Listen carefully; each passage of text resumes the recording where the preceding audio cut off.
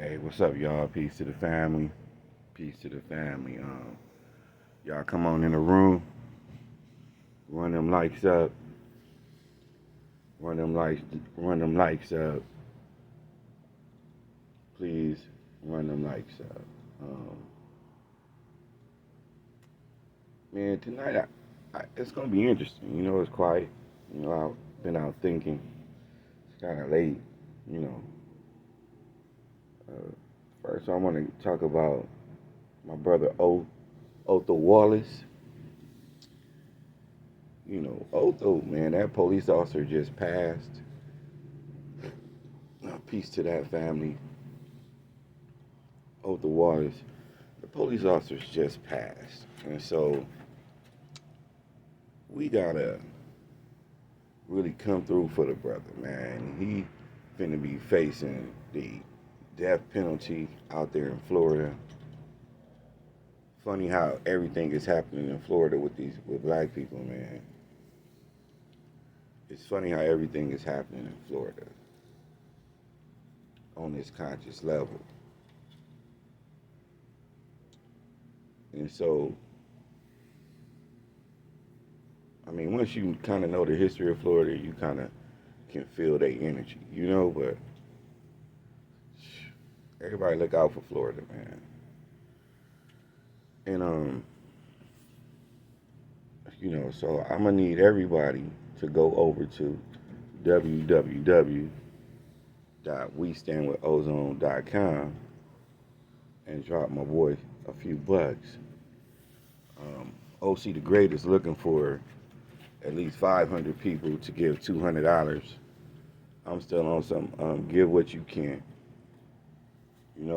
He needs 150, and he only had 50 to get a team of lawyers to help him off of this case. Now, if anybody ever been up in jail, you can feel your boy on this one. If you ever had to fight a case, you can feel your boy on this one. So make sure y'all. I'm really in a deep thought, man. Y'all just don't know. It's like, I got a whole bunch of stuff to say. I don't know how to say it,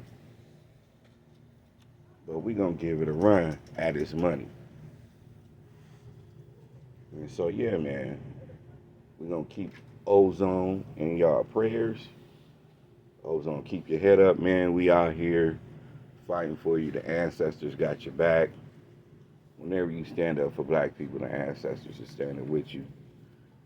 You gotta know that. You gotta know that. And so yeah, man, it's quiet out here, dude. Coming from areas like Watson, Compton, and Inglewood, and when you get older, you get to sit, it just get quiet. I really don't like all that loud music. Call me the old man, and I'm the old man in the room now. I think I've been that since I was like 24, though. Okay, man, please turn that music down. I know, I always wore do-rags, always had my hat to the back, always ready to wobble, but, man, I don't know, my ears couldn't take it. So, especially if you was always in the back seat. That was the worst. You riding with somebody, boom, doom, doom, doom, doom, doom, doom, and you in the back seat. Come on, man, y'all be for real. Be for real. That shit hurt y'all goddamn ears. Stop playing with me. And don't let a motherfucker play a song you really don't even like. Like, god damn. But it's a car, you can't really say nothing. You rolling with them. So, yeah, man, that fucking shit is crazy. So yeah, man, I was thinking about this damn brother polite thing. This brother polite thing really got me going. It actually brought me back. It made me remember something that happened in my life with my daughter.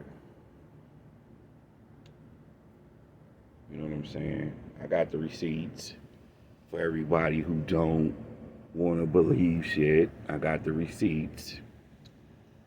Um, it goes back to that whole Bible thing, man. I mean, these Bibles be out here setting niggas up. You know, everybody got something to prove for a Bible. You know, and and so that's just the thing. You know, I mean, us males, we need a male coalition at this point. I mean, it seems like even even the, I don't know, it's just weird, man. The whole vibe in the room, the whole elephant in the room is weird right now. You know, I can't really call it, man. You know, I can't really call it. Like, shoot, I'm just now understanding a lot of stuff that been going on in my goddamn life. How am I supposed to be calling this shit? You know, but like I said before, until I hear Brother's Polite side of the story, because all I'm hearing is this lady's and her daughter side of the story. You know what I'm saying? Everybody, oh man, don't be victim shaming. Don't be victim shaming. Why you gotta bring up the victim? Nah, nah. Victims lie too, and they females. So these Bibles lie. All you gotta do is get them angry enough. Man, you get a Bible angry enough, she liable to poison you. She is liable to poison you. And I'm speaking from experience. I got experience in this.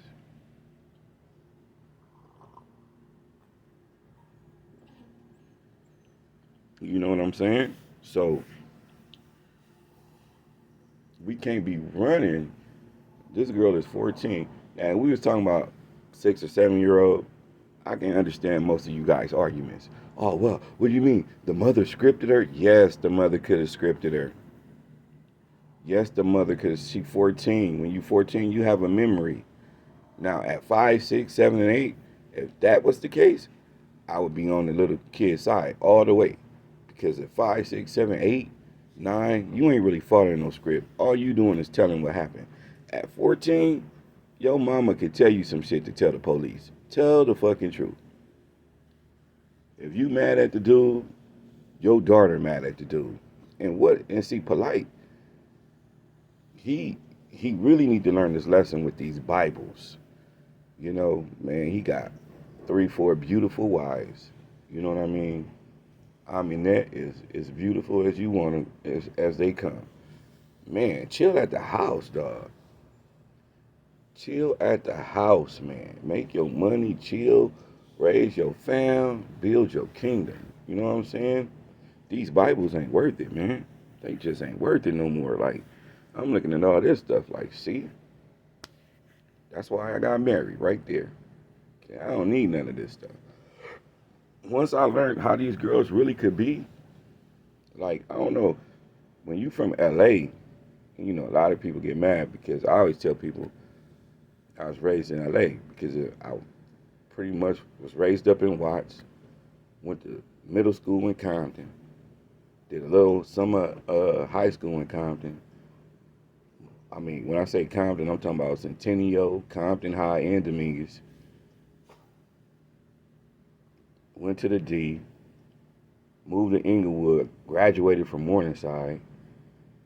And when we lived in Inglewood, we didn't stay there long. We ended up moving to West LA. You know what I'm saying? We moved out to Riverside, man. I'm LA, boom. I'm LA, man. I'm not no fucking one city out here. Shit. I'm LA. Every hood I moved in, I had to recognize who running the fucking hood, what hood it was. You know what I'm saying? Probably had a fight with a couple of niggas from the hood because whenever you move into a new hood, you finna have to get down. It ain't no, oh man, you just finna be cool. Nah, these dudes been raised together. When you move into a neighborhood, most of the dudes in that neighborhood been raised together. You the new booty. You the one who don't nobody know. So you the one who finna have to fight. You know what I mean? And so that's been going on my whole life, man. You know? So I mean, I didn't ask for it. It just happened, you know. But being raised in Watts, understanding gang politics, I was I was fully ready for it. You know, 'cause at that time in Watts, man, you was from somewhere. In the '80s in Watts, you was from somewhere, and even if you didn't, gang bang, they just looked at which way you was walking, and you would have to fight on just because of the way you was walking. You walking that way, you from over there, you finna have to fight. That's how it was in Watts at the time. You know, like niggas got down. All of this shooting that's going on now, this stuff happened later. I remember when I say bred in Inglewood, that's where I started gang banging. So when I first started, it was crazy, you know. So I have my family on my dad's side pretty much reside over in Pueblo Bishop neighborhood on the east side, and my cousin, who we was all the same age, everybody gone now. Um,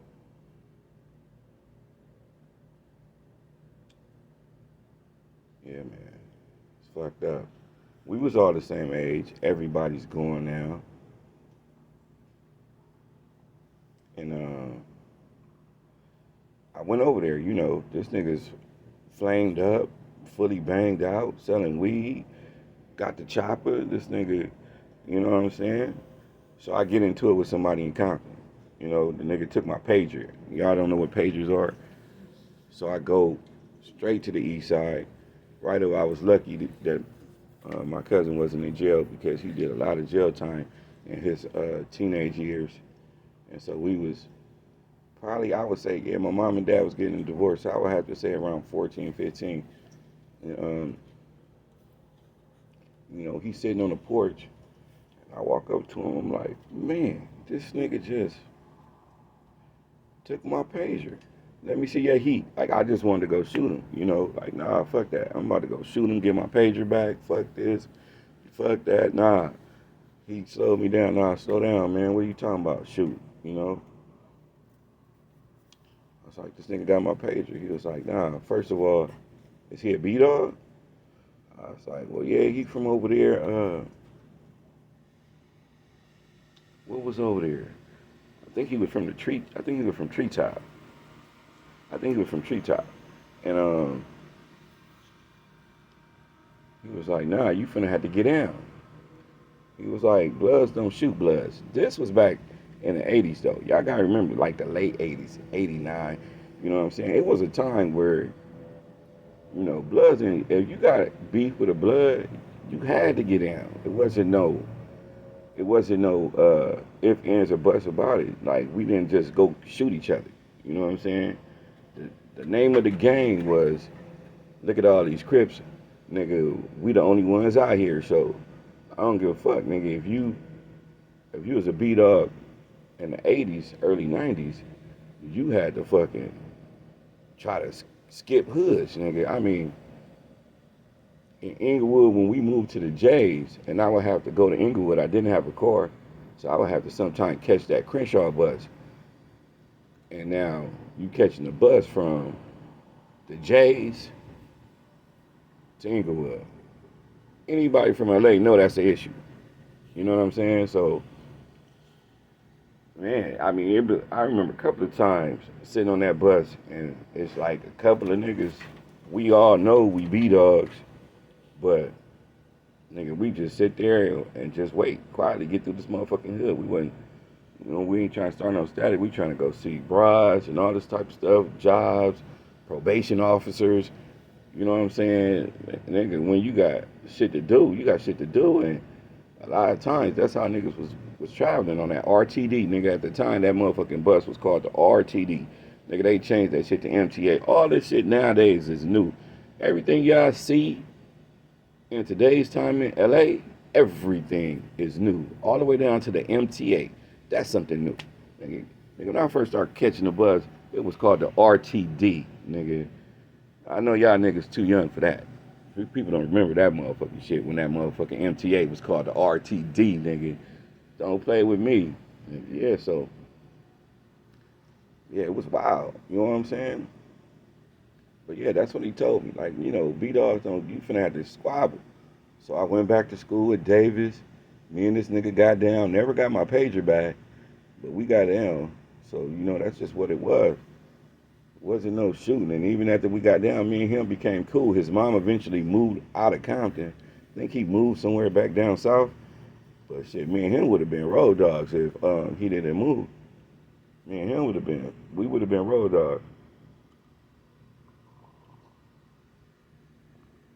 But we young at the time. I'm not fully gang banging, but I'm I'm in Compton, so at this time I'm playing football, enjoying football, and nigga, I just go kick it with the Bloods. I go up in Fruits, go kick it with them. I go in the trees, I kick it with them.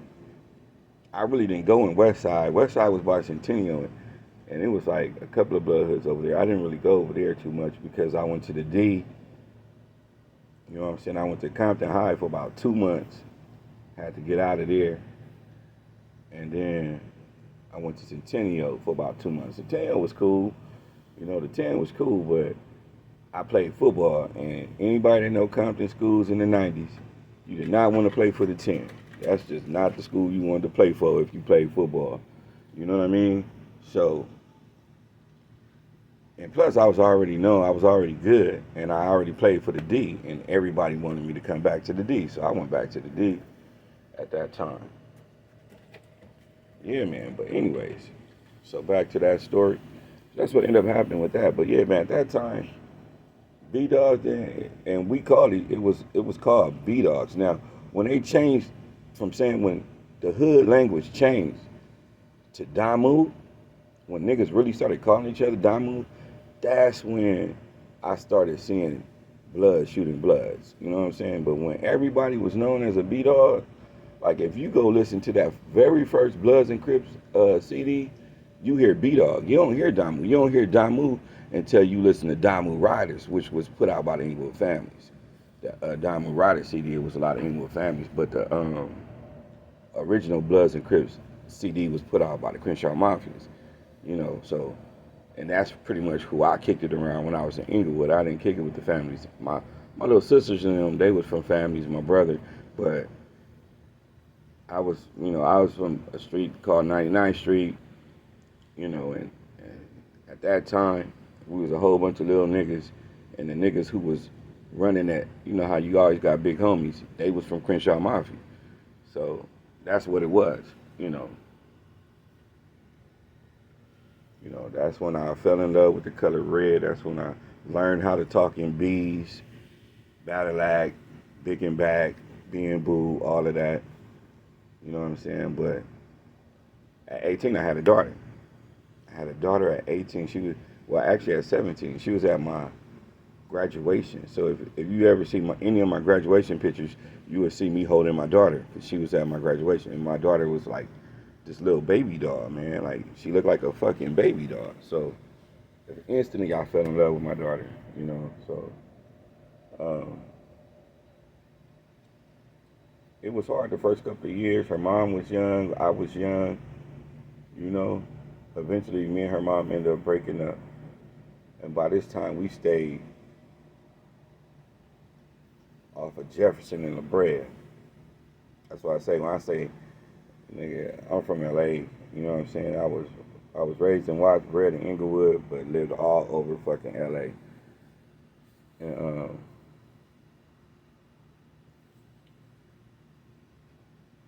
so we stayed off of Jefferson and La Brea at this time. In this one bedroom shack with about 12 people. And you're going to hear me say that a lot of times.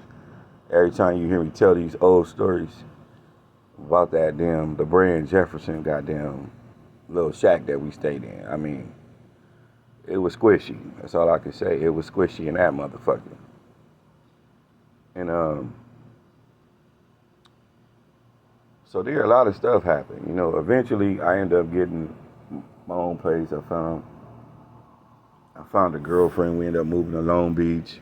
This is the time I stayed in Long Beach. So that's why I say I'm from LA. I'm not just, one thing. I'm from all over the place over there, man. And so, like I learned from living everywhere, from going to jail a couple of times, that niggas is the same wherever you go. You know, in LA, it's just they represent their hood. You know what I'm saying? They stand. As a kid, you learn to represent where you from, and that's all these little niggas is doing. And so from, you know what I'm saying, staying from hood to hood, it's always like a pretty boy in every hood that bring all the ladies. It's always like this super gangster. It's always this super gangster, you know, that's doing all the ruckus. Every hood is the same. It's built, the infrastructure of every hood in LA is the same, especially growing up. You know what I'm saying? You got your big homies. You know what I'm saying? By 14 and 15, everybody is in jail. Now, I would say from 11 to 16, people spend most of their time in jail. By the time you get 16, you pretty much fed up and you trying to figure out how to stay out of jail, you know? But from about 11 to 16 in every hood, that's why all these niggas be knowing each other, because they all go to jail around the same time. You know what I'm saying? So everybody pretty much seen each other face somewhere, or, you know, or another. That's how they know where everybody is from, all that type of stuff. You get alliances up in there, you know what I'm saying? Like the first time I went to jail, that's when I learned that Crips wasn't all that bad, you know? I got into it with some essays up in here, and the people who stood with me was some Crips. I was like, oh shit, you know what I'm saying? So, and that's when I was still kind of gangbanging. I mean, I had my daughter and stuff like that, but I was still in them streets. You know what I mean? And so, I mean, I was working, so the nigga had to buy Pampers and shit, and we stayed in that one bedroom shack with like shit goddamn 10 people, so I had to bring food up in the goddamn house. Like, I was never one of them niggas that just sit around and play video games. That wasn't me, you know? I never was able to sit around and play video. I don't play video games now. Like, I mean, I think the last video game I was really into was Contra, nigga. Super Contra. I think Super Contra, that was my shit. That was the last time I was really into video games, nigga, when Super Contra was out. You know what I'm saying? I had to be of kid age at that time. I really don't play with video games now. You know? There's nothing wrong with them. If you play, you play, you know? I've always had to work, you know? Having a kid that early and coming from my family, when you really don't have nobody to ask for $10 so you can go get some diapers for your baby, or your baby need formula, and you can't really buy no formula, your baby sitting there starving, you look at life a little differently. When you got somebody, and see, I was young. Remember, I was 17 when I had her, and she was a little baby dog. And, you know what I'm saying? I mean, I fell in love with my daughter, man. And so, knowing that she needed diapers and needed shit, I had to do something. I couldn't just, oh man, I'm finna go try to serve and run from the police and get this $20. Man, money in the drug game been drying up every year since I was in junior high school. Like when I stayed in Watts, I remember seeing everybody floating around in the nice cars with the rims and all that stuff, because the drug money in the 80s was nice. In the 90s, the drug money started when they started that war on drugs shit. DARE came out, and that was pretty much starting the end of people making serious money in the drug game. I mean, you could still make a couple of thousand, you know what I'm saying, if you were serious about your money, but you had to be serious. You know, and you had to be serious, but that money started drying up. So I was like, fuck that, I'm finna go. I mean, I did sell weed out the store I worked at, you know, people used to come in, I sell weed right out the bathroom, you know, and shoot, back in those days, weed wasn't legal, so you couldn't just be opening up a goddamn weed store on the corner like you could do nowadays in goddamn almost every other state. So, you know, I was trying to push that weed. And I worked at Savon, shit. You came up in there. I had the blunts, cigarettes, and I had your goddamn zigzags, because I worked in the store, so it's easy for me to get all that stuff. And then I had the weed. So, you know what I'm saying? I was hustle. That was my hustle. So, you know, I had everything. So I was a one-stop shop. You get your cigarettes, zigzags, blunts, and weed, and go on back home. You know what I'm saying? Go get you some chicken or something. Go to Taco Bell or something. Go on back home. You know, that's how I did it at those times. But you know, that's about the worst I did when it came to drugs. I never really sold crack. That wasn't my thing. I seen too many of my aunties and uncles on my dad's side, even on my mom's side. That crack thing hit hard, man. I wasn't gonna touch that stuff. You know, you had to have no heart.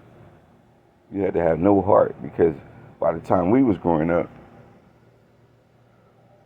pretty much everybody knew somebody who was on crack. You know what I mean? So anyway, let me get to what I came on here to talk. We on this Brother Polite thing, man, and I'm trying to tell you, these Bibles, no, you guys need to watch them. You know what I'm saying? Don't just let these Bibles come out here making accusations on your brothers.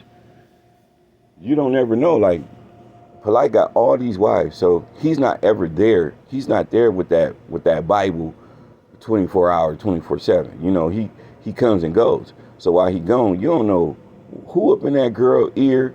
You don't know nothing. So, you know what I'm saying? You don't know who feeding her what. And Polite, he been running around flossing like he got all this money. If he got all this money, eventually somebody gonna try to take it. You know what I'm saying? So y'all gotta beware of these Bibles. And if you're not there, like if